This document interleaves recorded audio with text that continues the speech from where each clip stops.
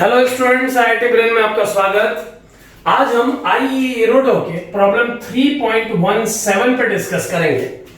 तो पहले आप एक बार क्वेश्चन सुने।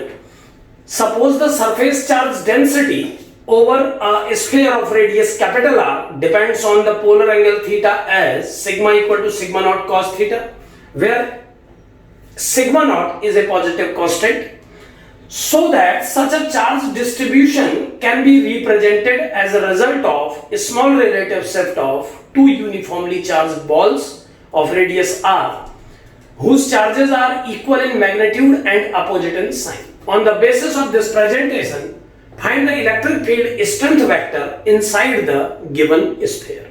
यानी क्या है प्रॉब्लम, एक बार आप समझें इसको पहले कि आपको एक स्फीयर गिवन है जिसमें एक हॉलो स्फीयर आपको गिवन है जिसके सरफेस पे चार्ज डिस्ट्रीब्यूटेड है लेकिन यूनिफॉर्मली डिस्ट्रीब्यूटेड नहीं है। इसके सरफेस पे चार्ज का डिस्ट्रीब्यूशन पोलर एंगल थीटा पर डिपेंड कर रहा है और उसे sigma equal to sigma naught cos theta फॉर्मूले से दिया जा रहा है। यानी इस स्फीयर के सरफेस पे जो चार्ज का मैग्नीट्यूड और नेचर है वो डिफरेंट एंगल वाली पोजीशन पे डिफरेंट है। यहां से थीटा पोलर एंगल के लिए बनने वाली रिंग के हर पॉइंट पर चार्ज डेंसिटी एक जैसी है, लेकिन जैसे जैसे थीटा वेरी करेगा इसकी चार्ज डेंसिटी डिफरेंट पोजीशंस पे डिफरेंट है। यहां पर एक बात और दिखाई देती है कि cos का वैल्यू 90 के बाद नेगेटिव होता है, सो इस सेमी स्फेरिकल पार्ट में जो चार्ज अवेलेबल होगा वो नेगेटिव नेचर का होगा। सो आधा स्फीयर पॉजिटिवली चार्ज्ड है और आधा स्फीयर नेगेटिवली चार्ज्ड है। अब क्वेश्चन में ये बताने की कोशिश मतलब क्वेश्चन में ये शो करने को बोला जा रहा है कि आप इस sigma equal to sigma naught cos theta density surface charge density वाले स्फीयर को एक दूसरे सिस्टम के करस्पॉन्डिंग शो कीजिए जिसमें दो स्फीयर्स जिनका रेडियस इक्वल है एक दूसरे से स्मॉल डिस्टेंस पे शिफ्ट हो गए हैं।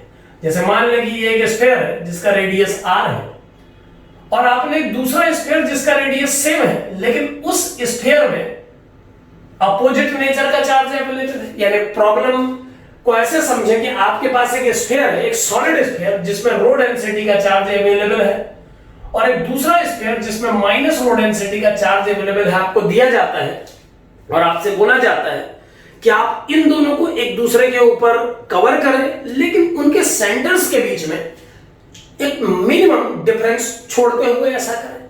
सो अगर आप ऐसा करते हैं तो क्या प्रेजेंटेशन बनेगी, एक बार उस पर डिस्कस करते हैं कि रो डेंसिटी के इस r रेडियस के स्फीयर में अगर मैं माइनस रो डेंसिटी का r रेडियस का सिमिलर स्फीयर मर्ज कराऊं या दोनों को एक दूसरे पर ओवरलैप कराऊं तो कुछ ऐसी कंडीशन मुझे मिलेगी, एक मिनिमम सेपरेशन सेंटर्स के बीच में रखते हुए कुछ इस तरीके का प्रेजेंटेशन मैं देख पाऊंगा।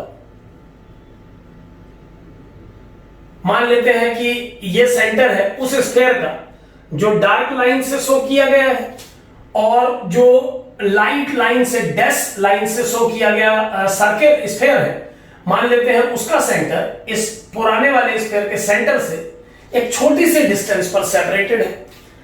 क्लैरिटी के लिए मैं एक बार इस डायग्राम को और बड़े फॉर्मेट में आपके सामने प्रेजेंट करता हूं, लेकिन आप जनरलाइजेशन को अपने माइंड में रखें।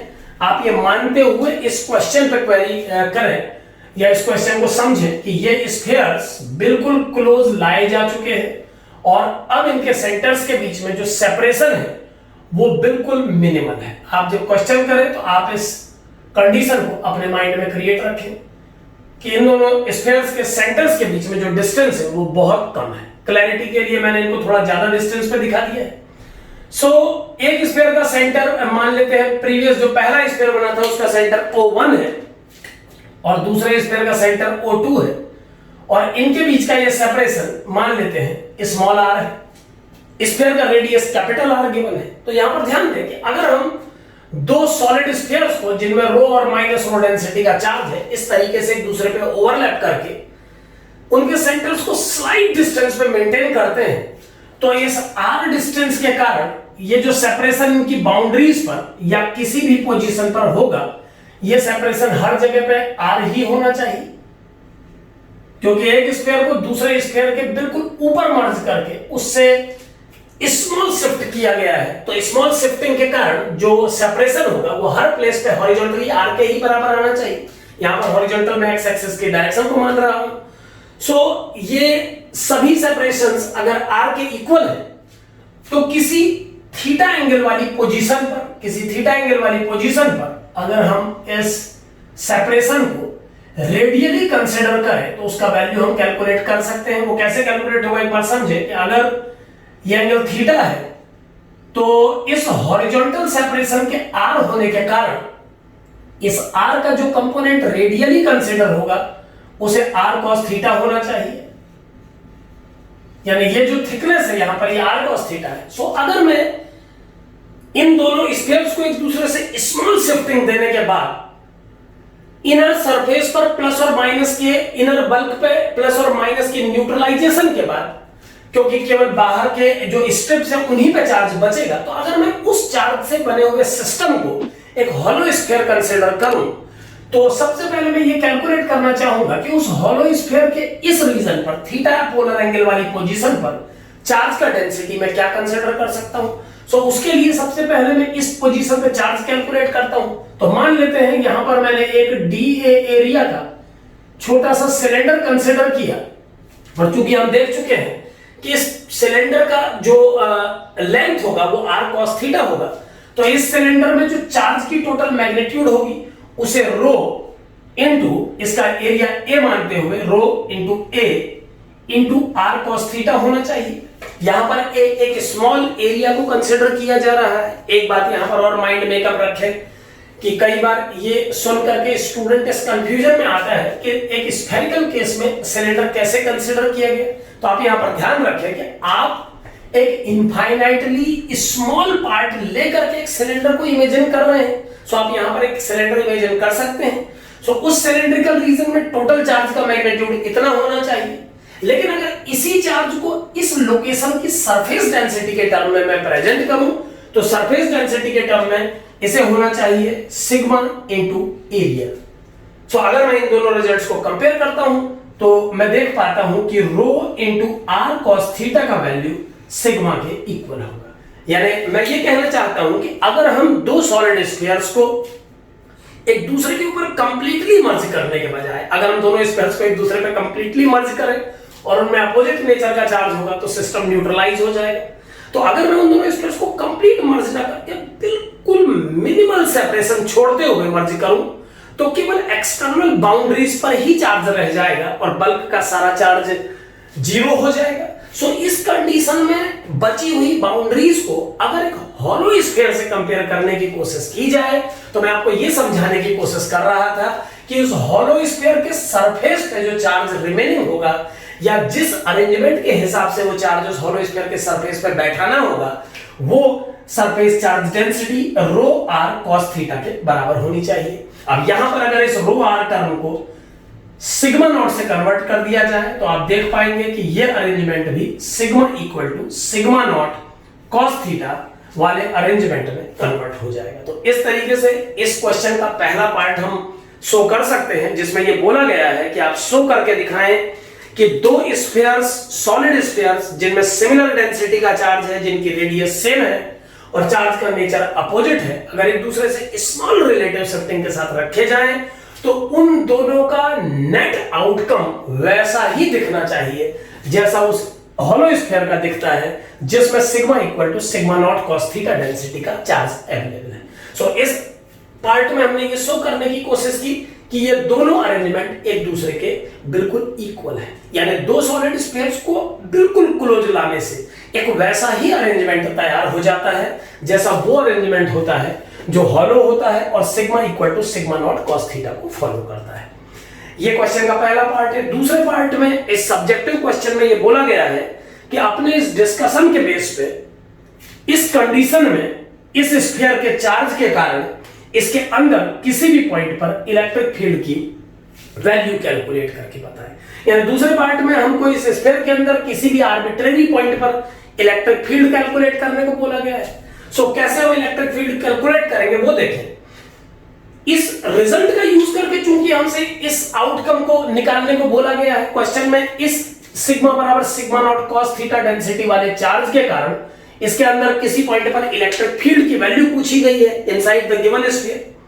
सो चूंकि हम ये प्रूफ कर चुके हैं अपने पहले डिस्कशन में कि ये अरेंजमेंट और ये अरेंजमेंट एक दूसरे के बिल्कुल बराबर है, तो इस रिजल्ट को, इसका दूसरा पार्ट सॉल्व करने के लिए, इसके अंदर किसी भी पॉइंट पर इलेक्ट्रिक फील्ड निकालने के लिए अगर हम इस क्वेश्चन को सॉल्व करने के बजाय इस क्वेश्चन को सॉल्व करें तो ऐसा करने से इस क्वेश्चन के नेचर में या जनरलाइजेशन में कोई दिक्कत क्रिएट नहीं होगी। क्यों? क्योंकि ऑलरेडी हम ये प्रूफ कर चुके हैं कि ये अरेंजमेंट और ये अरेंजमेंट एक जैसे। सो सिंपली अगर हम इस क्वेश्चन के इलेक्ट्रिक फील्ड, इस पॉइंट पर इलेक्ट्रिक फील्ड निकालने के बजाय इस केस में इलेक्ट्रिक फील्ड को निकालें तो वो कंफर्टेबली बेटर होगा। और यही वजह है कि राइटर ने अपने पहले पार्ट में आपको ये समझाने की कोशिश की उन्होंने ये बात आपको कि ये दोनों अरेंजमेंट आपस में एक जैसे ही। सो अब मैं इस केस की वजह से किसी पॉइंट पर इलेक्ट्रिक फील्ड निकालने की कोशिश करूंगा, तो इस केस की वजह से इलेक्ट्रिक फील्ड निकालने के लिए फिर हम अपना एक पुराना रिजल्ट याद कर सकते हैं जिसमें हमने ये पढ़ा था कि जब दो स्फीयर जिनमें अपोजिट नेचर का चार्ज हो एक दूसरे से इंटरेक्ट करके कैविटी क्रिएट कर देते हैं तो उस कैविटी रीजन पर बनने वाला इलेक्ट्रिक फील्ड यूनिफॉर्म होता है और उसका डायरेक्शन पॉजिटिव चार्ज डेंसिटी वाले स्फीयर के सेंटर से नेगेटिव चार्ज डेंसिटी वाले स्फीयर के सेंटर को ज्वाइन कराने वाली लाइन वेक्टर के अलोंग होता है। सो इस पॉइंट पर बनने वाले इलेक्ट्रिक फील्ड या इसके अंदर बनने वाले किसी भी पॉइंट पर इलेक्ट्रिक फील्ड का डायरेक्शन बल्क में O1 O2 वेक्टर के पैरेलल होना चाहिए और उसका मैग्नीट्यूड जिस फॉर्मूले से दिया गया था इस कैविटी रीजन में वो फॉर्मूला था electric field vector equal to rho upon 3 epsilon naught into O1 O2 vector. ये इक्वेशन डायरेक्शन और मैग्नीट्यूड दोनों को ही जस्टिफाई करती है। सो अब अगर हम इसमें O1 O2 वेक्टर की वैल्यू को अप्लाई करें तो ये वैल्यू बन जाएगी O1 O2। अगर इस रिलेटिव शिफ्ट को R माना जाए तो मैं इसे लिख सकता हूं R इंटू R कैप, जहां मैंने R कैप को O1 O2 वेक्टर के अलोंग यूनिट वेक्टर कंसीडर किया है।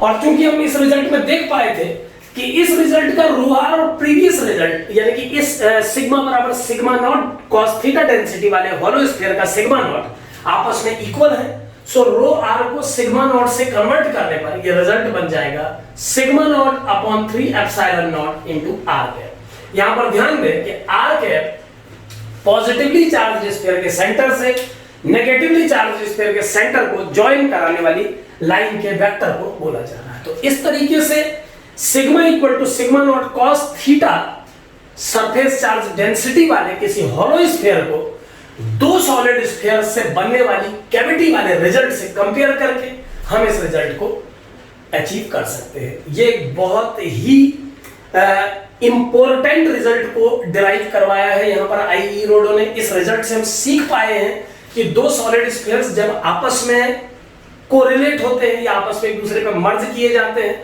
तो इन सॉलिड स्फीयर्स के सेंटर्स को स्लाइड सेपरेट करके बनने वाला अरेंजमेंट एक ऐसे होलो स्फीयर से बनने वाले अरेंजमेंट, एक ऐसे होलो स्फीयर को टैली करता है जिसमें sigma equal to sigma naught cos theta density का चार्ज थ्रू आउट सरफेस पे डिस्ट्रीब्यूटेड रहता है। तो कभी भी ऐसा कोई प्रॉब्लम हमारे सामने आएगा फर्दर जिसमें sigma equal to sigma naught cos theta density वाले नॉन यूनिफॉर्म डेंसिटी वाले एक होलो स्फीयर की वजह से इलेक्ट्रिक फील्ड की बात की जाएगी तो हम उस क्वेश्चन को कन्वर्ट करके एक ऐसे क्वेश्चन में कन्वर्ट कर लेंगे जिसमें दो यूनिफॉर्म डेंसिटी रो वाले सॉलिड स्फीयर एक दूसरे के ऊपर मर्ज हो जाएंगे और एक कैविटी क्रिएट कर देंगे। क्योंकि ऐसा करना कंफर्टेबल होगा, इजी होगा इस प्रॉब्लम को कूलम्ब्स लॉ से सॉल्व करने के बजाय। हालांकि कूलम्ब्स लॉ अप्लाई करके भी इस क्वेश्चन को सॉल्व किया जा सकता था बट इस तरीके से सॉल्व करना हमेशा कंफर्टेबल होगा उस लॉन्ग मेथड के कंपैरेटिवली। सो इस तरीके से बिना ज्यादा कैलकुलेट किए